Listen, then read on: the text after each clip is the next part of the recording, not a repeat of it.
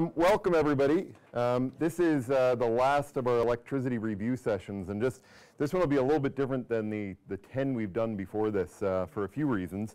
One, this is being translated live in French onto the web, and so there is, if somebody's here and actually prefers to read the slides in French, we actually only have one screen, but you can actually go on our website at the moment and watch the slides in French as well.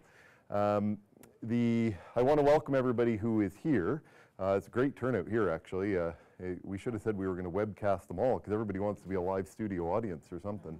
And also welcome to everybody who's watching online. I know there are people sitting at home on their couch with their dogs watching this, and there are people out with their kids, and a couple people called me, told me they're on their smartphones at the kids' hockey game. So that's great that people are participating. The format's going to be a little bit different than we've done in the previous ones, just to address the folks who are online as well as the folks everywhere else. And we have a few more staff here than we usually do to accommodate this. There's a great team in the back from Communications Nova Scotia who's managing the webcast, and then there's a bunch of people who are going to help us facilitate later the workshop portion of this from the Department of Energy. And there's some engineers and so forth in the room.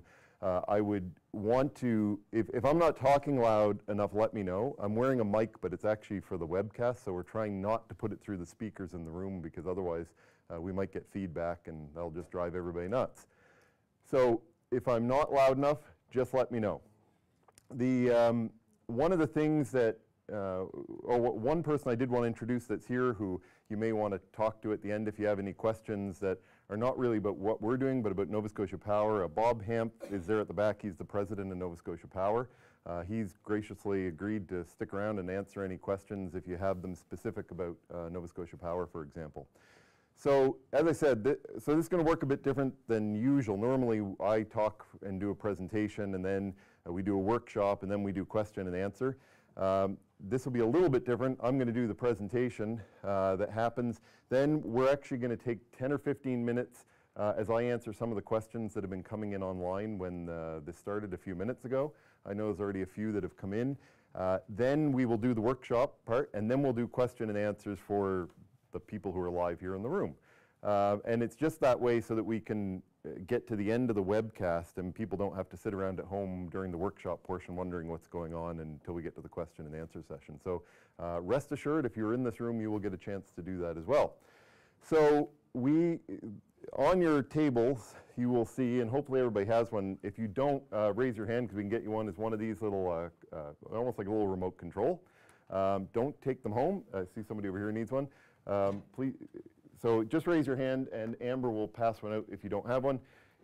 You're going to see where those are important later. It's really just a matter of getting people engaged, and what we found sometimes is when we ask a question like, who's your favorite hockey team, if people feel peer pressure and won't vote for the Toronto Maple Leafs. So what happens is everybody raises their hand for the same thing. This allows you to vote without raising your hands. It's not a statistical summary or anything like that. So we've been going through this for a while now. In 2013, the very first bill that our government passed was the Electricity Reform Act, and it did two things. First thing it did was allow renewable retailers to sell directly to customers, and that's going through the board process at the moment to set the tariffs and the regulations around that. And the second part was it said, listen, we haven't for over a decade actually looked holistically at our entire electricity system. And our goal is to find out where are we going to go in the future, because we have a lot of questions to answer, and there are a lot of options, and you're going to see that today. And I'm going to tell you right now, there are no right answers and there are no wrong answers in this. They are all really just options. And at the end of the day, Nova Scotians have to define where we go with that. And as we've gone around, there's been a lot of similarities, and this being the wrap-up meeting, as we go through, I'll actually give you a sense of what people have said elsewhere in the province. But there's been a lot of differences depending on where you are. As you can imagine, down in Digby at our very first meeting, everybody wanted Tidal Energy, and they wanted Tidal Energy to be the sole energy supplier in Nova Scotia. And then in Cape Breton, it was different. We'll talk about that. So there are three areas that we recently had studies done. They're online if you want to read them. Supply and demand, emerging technologies, and governance. And I'm going to talk a little bit about those. So the full studies are online. There's also sort of what I would call the Reader's Digest version of those studies to give you a summary of what they suggested and what they found when they looked at our market. And this is hopefully going to sort of set give you some background information on the way the world is today in Nova Scotia, according to the experts. And listen, some of their stuff's opinion. It's not necessarily right either, but it's important for you to know what experts have said looking at our system. This is phase 2 of this review. Phase 1 was having those studies done. Phase 2 is going out and really having a wide open discussion about the electricity market and options for generation and so forth, and the pros and cons of different things. Phase 3, we're going to be going and talking with some of the stakeholders who regularly appear at the board, like the real engineering types and the technical people and the legal and regulatory people, to really talk about some of the things that have come out of this session.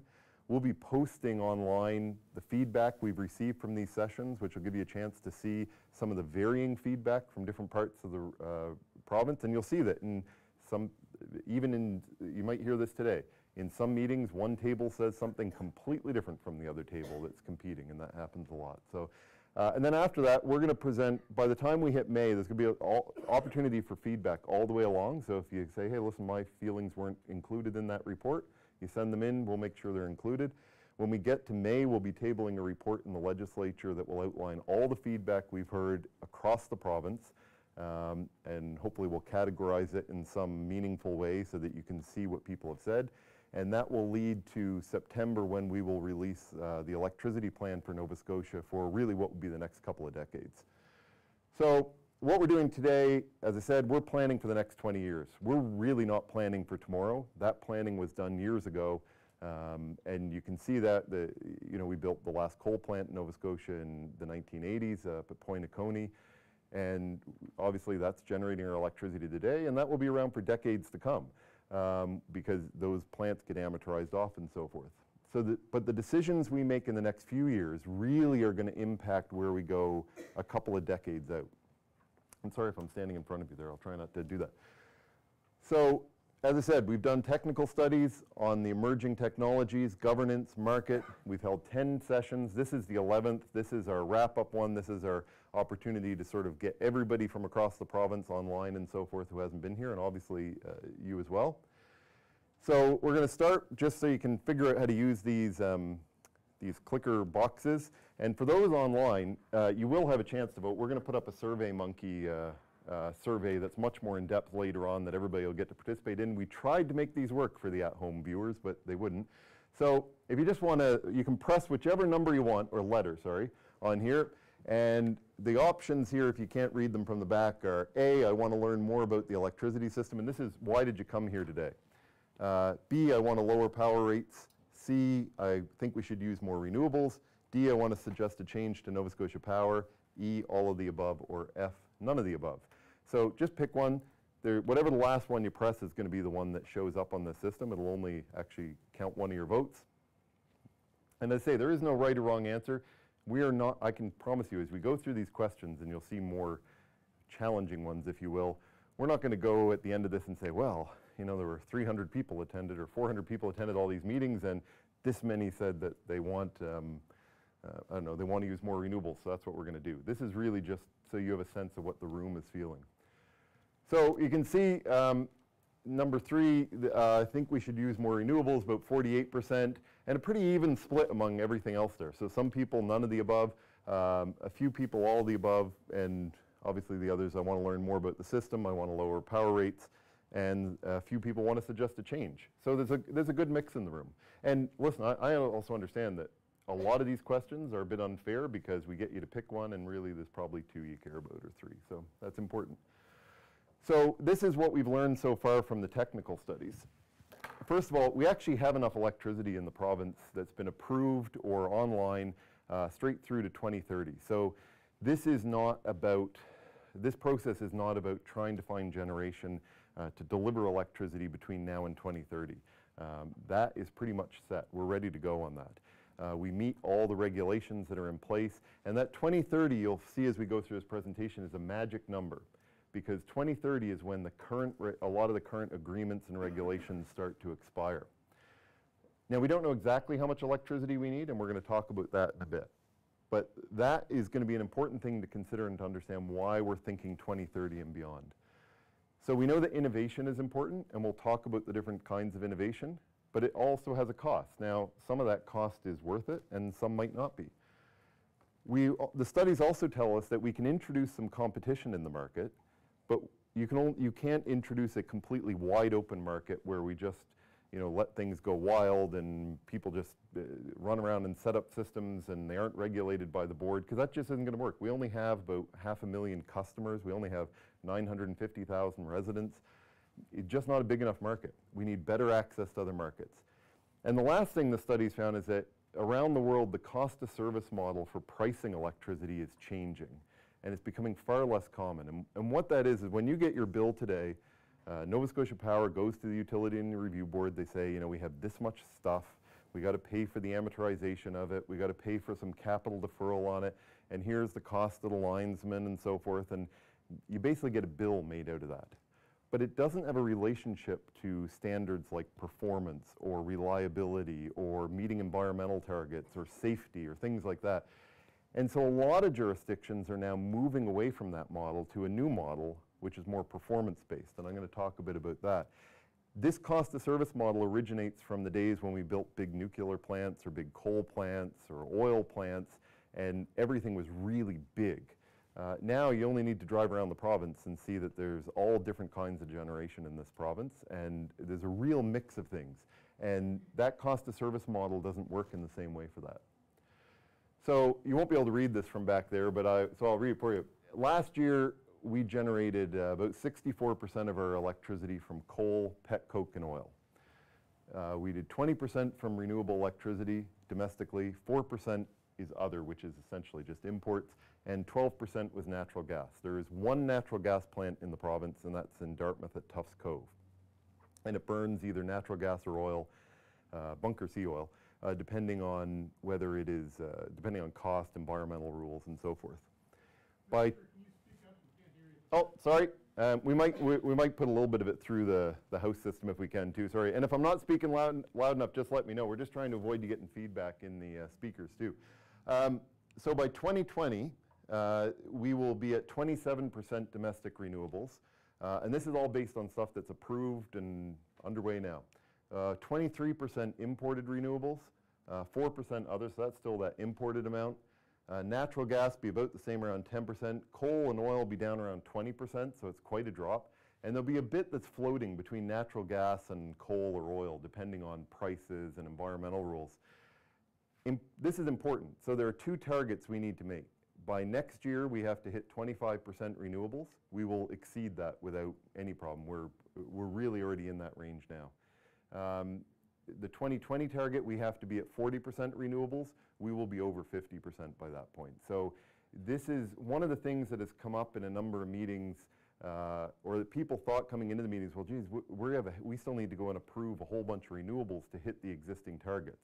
We have enough approved and enough approved through the rate base and through large projects like South Canoe or so forth, that we will actually exceed those targets by some significant margin.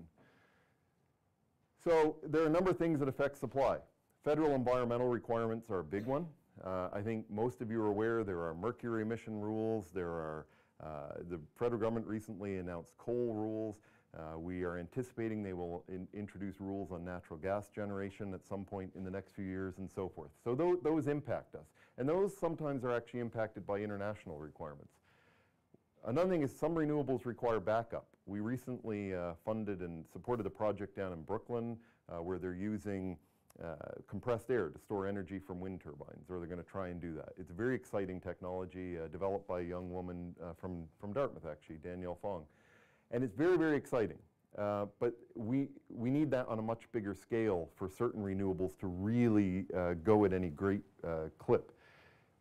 Our wind contracts are actually starting to expire. It seems like only a few years ago we started putting wind in, but the first wind farm, which was in Pubnico, is actually competing with coal now for the cost of generation, and that in the next few years will expire, the contract, which means it'll be time to renew that or not renew it. And those are decisions we will have to make. The reason that 2030 date mattered a lot at the beginning was because there are a lot of them that start coming offline in terms of the contracts around 2030. So that starts to really matter at that point in terms of the original ones included the capital costs of construction and so forth. So we could, in fact, see the cost of some of those contracts come down at some measure at that point, because it would be continuing the operation of an existing infrastructure with obviously maintenance and return and so forth. I think we all understand price volatility. You only need to look at the world oil markets the past couple of days to see that. And of course, the other thing that's going to affect it is connections to other markets. The maritime link, one of its biggest benefits is not, in fact, bringing energy in from Muskrat Falls. It's actually the fact that we connect to other markets and we'll be able to import energy from other sources. And that's actually where we end up with the biggest impact, because we can now move around. It allows us to put more renewables on the grid and so forth. So getting to the next question, and listen, this is not all the options, and it's also not fair. I know people don't want to choose just one sometimes, but when you think about selecting your energy source, where our energy should come from, which is the most important? Is it the environment? Is it economic development? And that can really mean two things. The COMFIT program was designed to create economic opportunities in communities.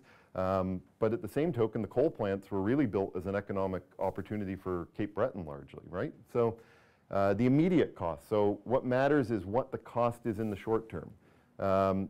Stable and predictable rates. So really, you know, the immediate cost is less of a concern than knowing where rates are going over the long term.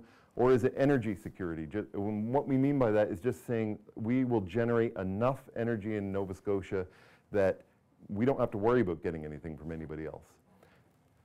So just pick your pick the one that's most important to you. And as I say, I know there are other options too. There are usually at least as many other options as we have put up there. So again, you start seeing a bit of a different mix, right? So we have environment up around 49%. And interesting, I said I would tell you what happened in some other parts of the province. So down in Digby, environment was again one of the top ones. In many other areas, stable and predictable rates were by far the top one. Energy security came up the highest, I think, in, might have been Antigonish. But so there are differences in different parts of the province, and quite honestly, differences in terms of who comes out to different meetings and so forth.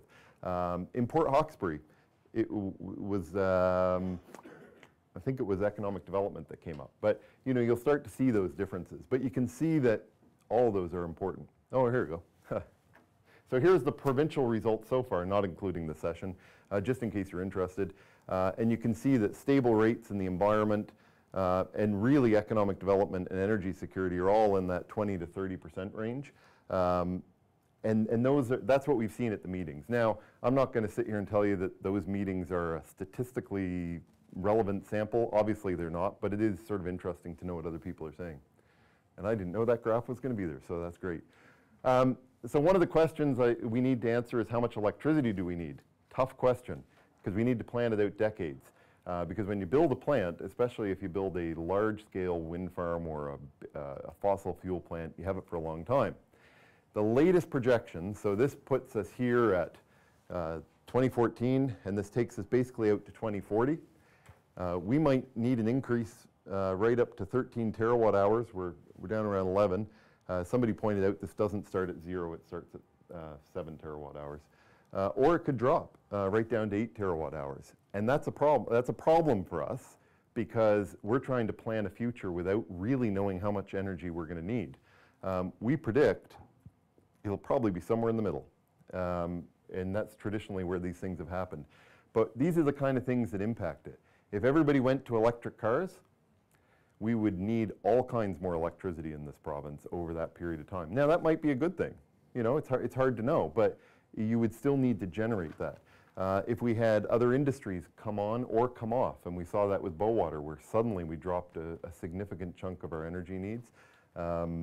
Port Hawkesbury Paper uses around 11% of our entire load in this province. So you can imagine that a user such as that comes offline or comes online, that's huge. And family size and population growth is huge. And those are the kind of things that are difficult to predict. The other thing that's a challenge for us is the winter versus the summer peak. So we are a winter peaking utility. And one of the reasons for that is obviously heating and cooling. We use 2,200 megawatts of energy in the winter, but we only use 700 in the summer.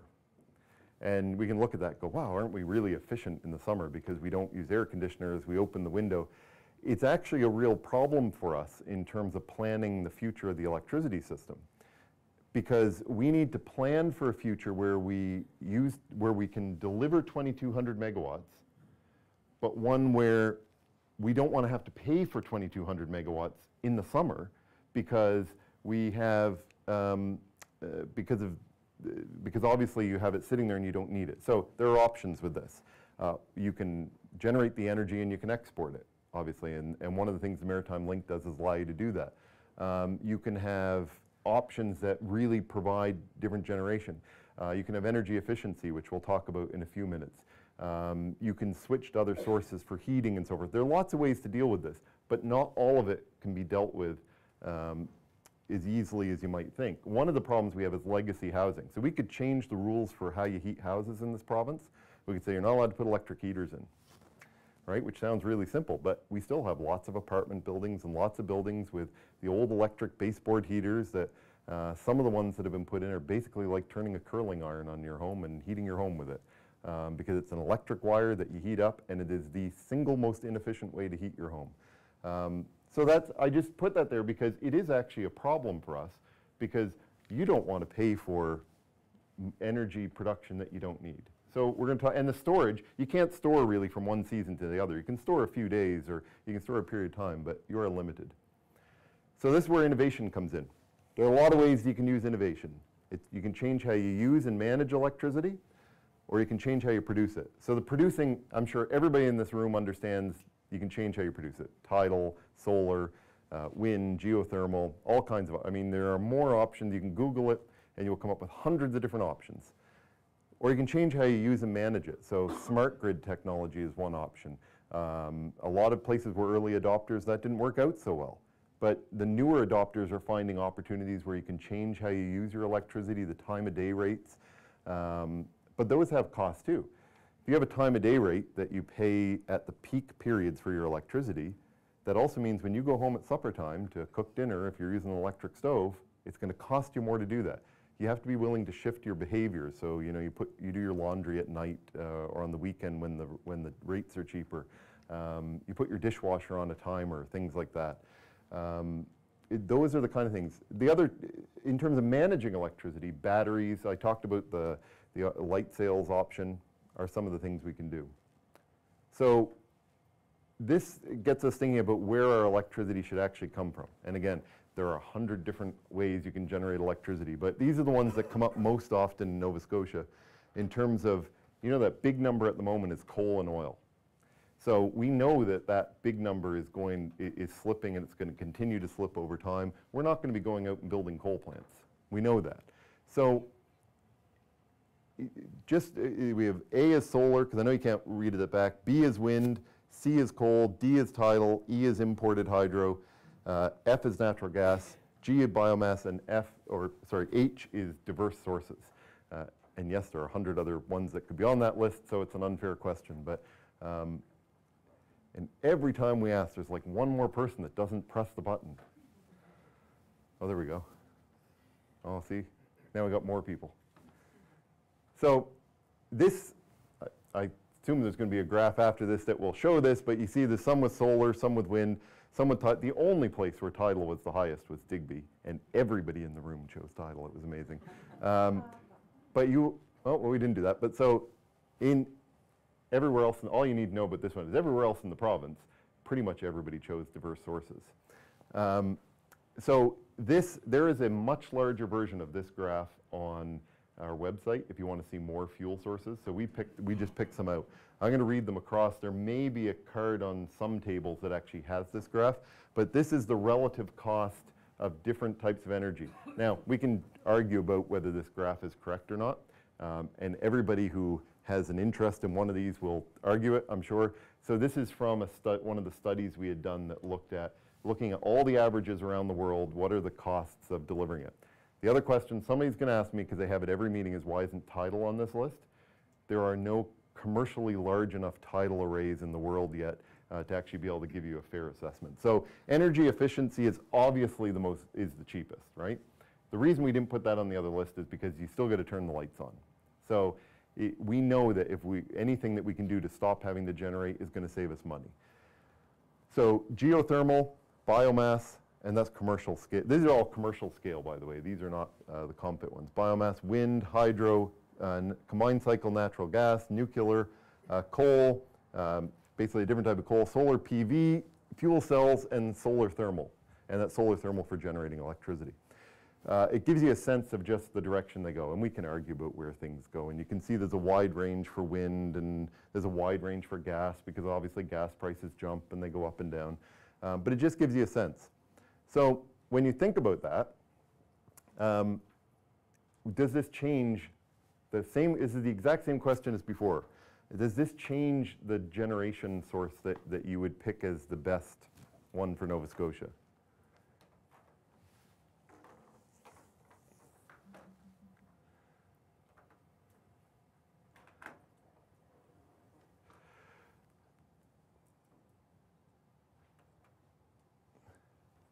So it really doesn't change. It changed a little bit, but not very much. Now, I can tell you, we put this has been the same everywhere, but we put this question on originally, and we thought about taking it off because people weren't changing, but we decided this is still illustrative, that we put this on making an assumption that we were wrong about.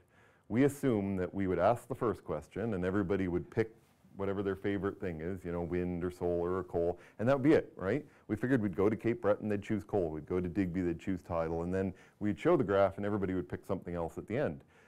But interestingly, and this has been a learning experience for us, everybody has chosen diverse, or not everybody, but a lot of people have chosen diverse sources on both sides, which is, as you can see, 59% of all the people before this meeting chose diverse sources. And that 11% for Tidal is seriously all in Digby. Every single person at that meeting chose Tidal. It was amazing. That's what happens when you go and do it on the same day as a Tidal conference, or sort of the port days. But you can see, I mean, there's lots of interest in different things. And the advantage of diverse sources is exactly what you're seeing with coal now. A lot of our cost increases over recent years have been due to the increase in the cost of coal. I think most people understand that. And sometimes it's shipping, and it goes up and down and so forth. We know that we've been impacted by natural gas prices in recent years. And so if you have diversity, you get a bit of protection. It's kind of like hedging. It's kind of like having a mutual fund where you buy all different things. So in terms of, there's two last things I just want to talk about briefly. One is smart technology. I mentioned smart grids. Now, the other thing that it can do is it can allow you to get better use out of tidal and wind opportunities.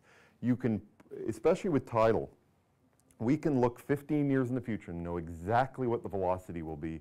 We'll know exactly what time the tides will come in and out. We can predict with some level of certainty what the range will be and so forth. We can't do that for anything else. But it shifts. So that might not be all that useful to us. But there are some people who have said, well, listen, I could plan my manufacturing around a tidal table. Well, that might be an option for somebody.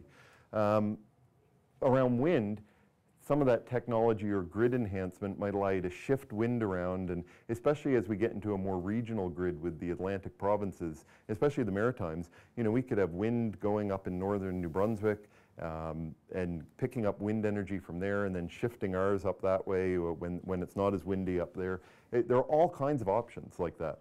We can also try and avoid the peaks in the winter with some of the smart technology. I talked about shifting it through smart grids, and we can help people manage their electricity usage. So the last thing that I sort of want to get into is the issue of governance. I already talked about the fact we're a tiny market. I think everybody gets that. We are not New York.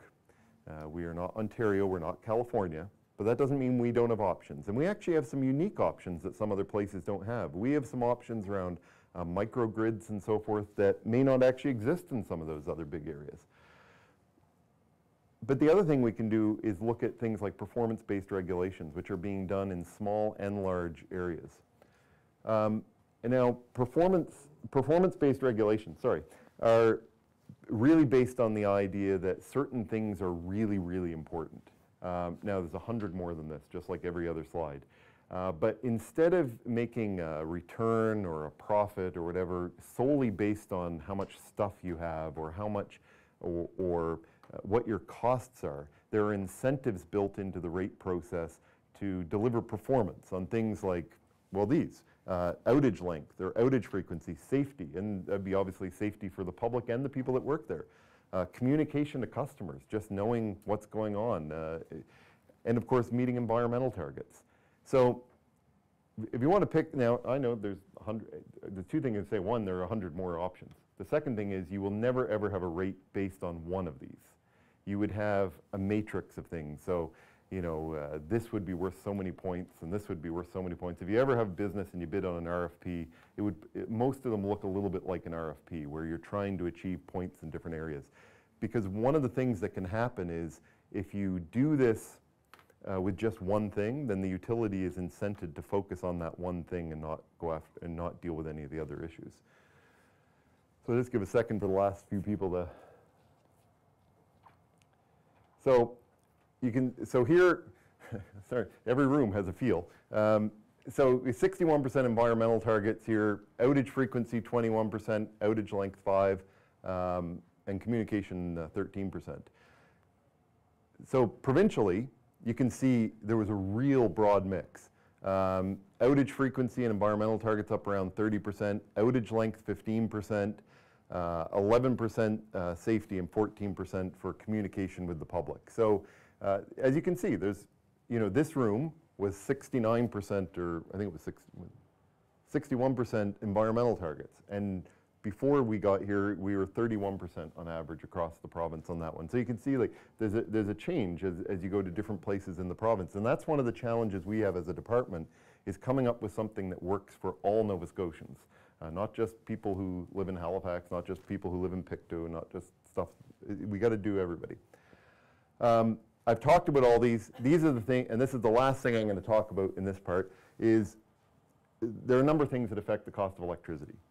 Fuel prices, obviously, mix of fuel, the cost of technology, we've talked about those, the environmental regulations cost money, capital investments cost, operating, nothing is free, right? That's all that slide's really meant to tell you, everything costs money. So I'd like you to, when you look at your Nova Scotia power bill, and this would be the same if you were in Antigonish and you know you were with the Antigonish utility or something. These are the things that people most often blame for the high price of their power bill. So is it and so I just want you to guess at what you think has the most impact. Is it the renewable electricity investment, corporate wages and benefits, the shareholder rate of return, or the profit basically, the cost of fuel, or the cost of energy efficiency programs?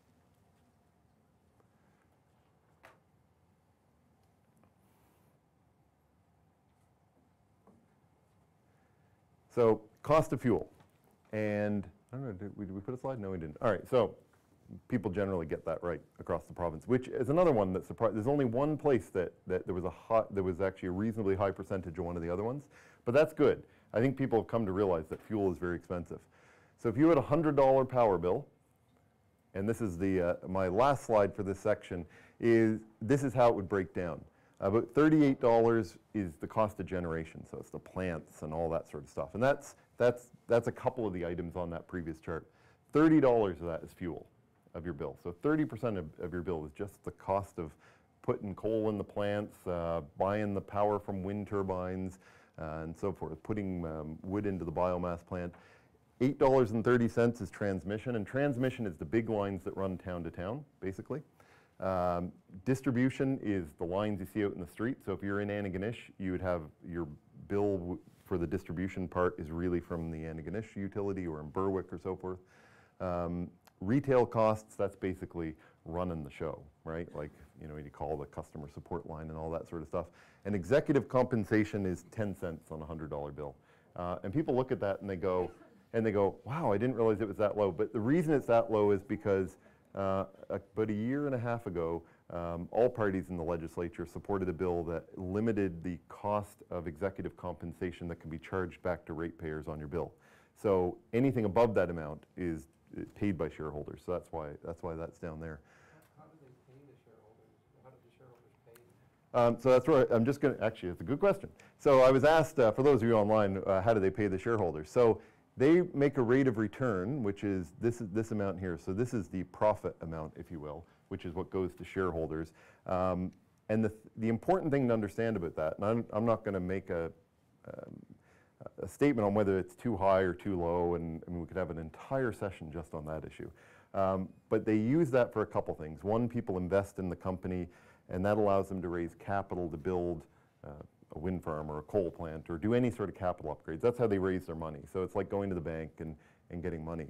And then they obviously use that to pay the portion of compensation that's not allowed to be paid for by rates. They make charitable donations through those amounts. Those aren't paid by rates. There's a number of things that are paid through as part of that. And obviously, there's trickles up to the shares where you can get dividends as well. So it covers a number of different things. And so one of the things that people say, well, you can reduce that amount, and you can. You can do anything. As I said, anything's on the table.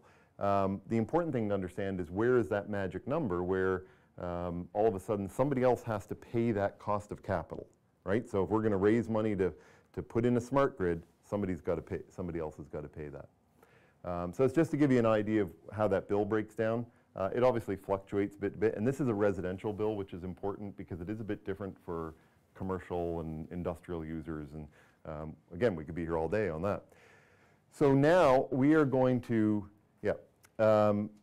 we have some questions? Oh, we do. All right, so we have some questions from online. So we're going to take about 10 minutes and just answer a couple of questions that have come in online.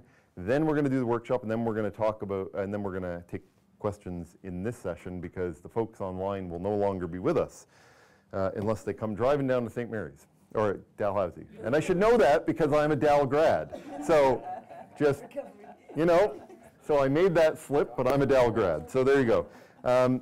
So we have a number of questions that Amber is holding there, but so the first two that were emailed in, actually it's a good question. It said, it is noted that closing any large industrial customers would shift the price of electricity to other customers. Was this part of the decision to leave Picto's northern pulp and paper open? And would this ever be a consideration to allow large industrials to continue operating even if they failed to meet or maintain environmental regulations? That was a very long question. It's actually a very good question. Interestingly enough, northern pulp generates most of its own electricity. So it actually has very little impact one way or the other in terms of if it's on or off the system. It's not the same, and when I say little impact, I'm talking about rates, obviously. It obviously has an impact in Pictou and so forth, but it has very little impact on rates because it's not like Bowater or Port Hawkesbury paper where they're actually large energy users, and that's one of the things that people don't understand. So the question is whether that would be a consideration. It really isn't. It doesn't factor into our decisions. It did factor into the board's decision with Port Hawkesbury paper, not in whether they should stay on the system, but differently whether they should be given a special rate for electricity. So they pay the incremental cost that we otherwise would have had to pay. And so it factored into the board's decision on their rate. So we have the future of Tidal in Nova Scotia. Again, another hour-long presentation. We are hosting, anybody who's really interested in the future of Tidal, we're hosting the International Conference on Ocean Energy in a couple of weeks, which is the first time it's ever been outside of Europe. So it's very exciting. People from all over the world are coming here to discuss tidal and wave energy and other things too.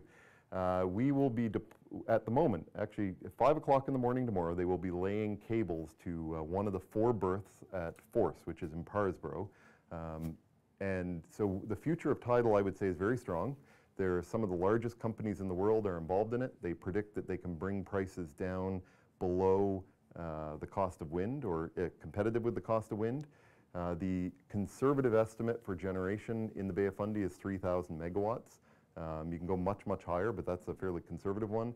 And there's an estimate that the spending in Nova Scotia alone, just from a very tiny portion of that industry, would be $10 to $50 billion. So it is a big, big industry. And obviously there aren't that many places in the world you can do it. The future of our tidal in our electricity mix. So one of the challenges with tidal is it runs all day, but it peaks every 11 and a half hours, which is a challenge. So it means that part of it actually, if you're going to do it at that scale, it really has to be for export. Or part of it has to be for export. It's the only way it really works, but that could benefit ratepayers in Nova Scotia, obviously. What percentage that will form is hard to tell at this point because we're trying to predict where it will go. The interesting thing is most of the large companies like Siemens, Lockheed Martin, Shottle, Emera, Open Hydro, they're all sort of converging on this date that they feel around that 2030 date, they might by that point, sometime between now and then, they actually could be into commercial scale production, which, if you remember from our earlier presentation, 2030 is a magic date, so that could work out really well for us. But I don't want to guess on a percentage. Do global prices give a sense of cost but don't vary by jurisdiction? Do we have local data on the price of renewables and efficiency? That's a good question. So this question is, the chart we showed you was global prices. Very important, but really the question is, what's the local cost? We are very competitive with the international costs. When you look at those costs, we're very, very similar. And to give you an idea, at least on the generation side of renewables, I recently met with the Quebec government, and our latest wind contracts are much cheaper than the ones they were able to negotiate. So in some areas we do better, some areas not quite as well, but we're pretty similar to the world costs on renewables. On energy efficiency, it's interesting because we have hit all of the low-hanging fruit already, which is the changing of the light bulb. Now, you can walk into any room, including the legislature, and see lots of incandescent bulbs, but we've really hit most of the low-hanging fruit. They are now into the much more expensive energy efficiency options, which are changing out motors in industrial plants and things like that. So there are always options, and part of it really is around building standards in the future and that sort of thing.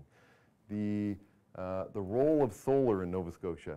Well, I figured that was going to come up in the room if it didn't come up online. So they're reading their, if you're wondering what they're doing over there, they're reading their emails as they're coming in, because people are on Twitter and email. There you go. So one of our challenges on solar is very important, and actually here in Halifax it's interesting because you could walk around and look at the large roofscapes like the office towers, the Costco's, the Walmarts of the world. They are great locations for solar. One of the challenges gets back to that chart showed you where our biggest opportunity, or where we use our most generation, is in the winter. Our best solar opportunity is in the summer because the days are longer. Now, we have one of the best solar regimes in the world, no question about that. But we need to address that issue of how, if we're going to put large-scale solar generation in when we already are generating too much energy in the summer anyways, we need to figure out what markets that would be sold through.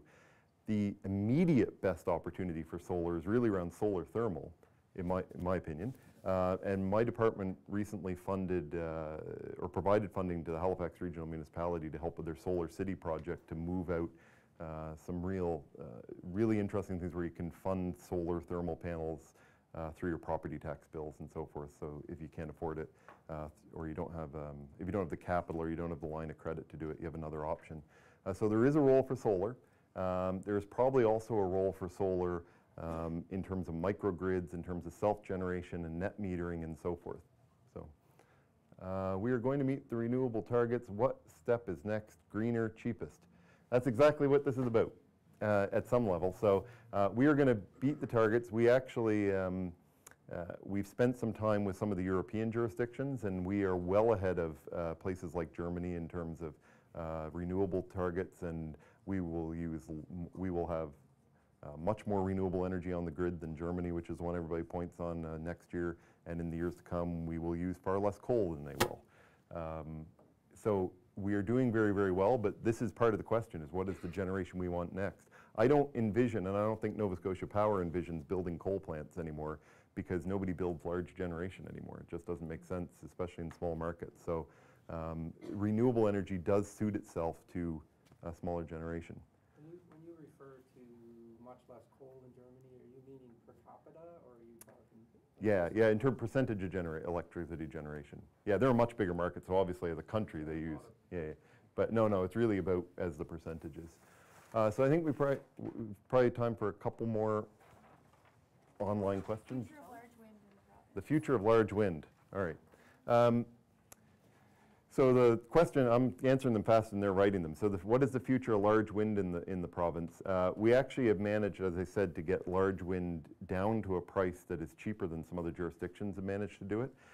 We have taken large wind out of the COMFIT program, and for those of you who don't know what COMFIT is, that's sort of the community scale renewable. There's a couple of reasons we've done that.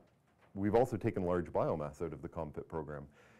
There's two reasons. One, we have enough electricity till 2030. So there is and we're reviewing the ComFit program generally, because one of the issues we have now is we've now hit and vastly exceeded the renewable energy targets. And that's fine, you could still be putting it online, but one of the challenges we actually have more than enough electricity on the system now. So you actually, if you're going to generate it, you have to have somebody to sell it to and somebody to pay for it. So adding generation at the moment is a real challenge. So there are no large projects proposed at this point for wind or for any other generation at the moment. There are still some small ComFit projects done, but I envision that you probably will see more large wind in the future as other generation comes off. There have been talk about projects built solely for export that actually they would be solely for export. They wouldn't even be for local purposes, although they would feed into our grid, obviously. But all right, so that's the end of our 10 minutes on the webcast, I guess. So we will respond to any other questions that we continue to receive by email, but also when we publish the report, we're going to put answers to all the questions that we've received there, and as part of these forums as well, as part of that report that we put up in the next couple of months. So anybody that didn't type fast enough to get in, and obviously I'm speaking to the people at home, we will address those and you will get answers to them. We will get you an answer. I know some people sent in 6 and 7 questions, so we only answered a couple of the ones you sent in to get to others. So thank you. If you were on the webcast, thank you very much for tuning in. And please go to our website to check out more information, and you can still submit comments and information.